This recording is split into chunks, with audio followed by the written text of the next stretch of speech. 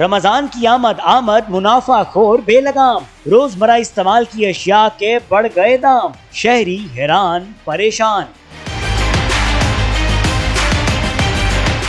آٹا، چینی، cooking oil, کھجور، پھل، سبزیاں اور بیسن، رمضان میں ہر گھر میں استعمال ہونے والی اشیاء شہریوں کی پہنچ سے باہر ہوئیں تو شہری تڑپ اٹھے۔ حکومت کو بھی تنقید کا نشانہ بنایا تو منافع خوروں کے خوفناک کردار پر بھی بات کی۔ کھجوریں کیا، پکوڑیاں کیا، ہر چیز مہنگی ہے۔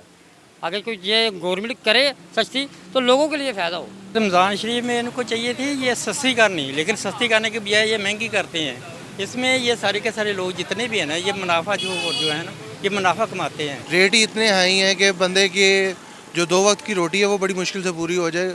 پھلوں والی سائڈ پہ تو بڑی دور ہے۔ رمضان تو بہت بابرکت مہینہ ہے، تو مسلمانوں کو چاہیے کہ اس میں مسلمانوں کے لیے آسانی فرمائیں، تو بہت زیادہ لوگ متاثر ہوتے ہیں۔ رمضان المبارک کی آمد سے قبل اشیاء خورونوش کی قیمتوں میں اضافے پر شہریوں نے حکومت سے مطالبہ کیا ہے کہ حکومت پرائس کنٹرول کمیٹیوں کو متحرک کرے اور گراں فروشی کرنے والے دکانداروں کے خلاف سخت کارروائیوں کا آغاز کرے۔ کیمرامین شبر زلفی کے ساتھ وقار احمد قریشی، 365 نیوز، لاہور۔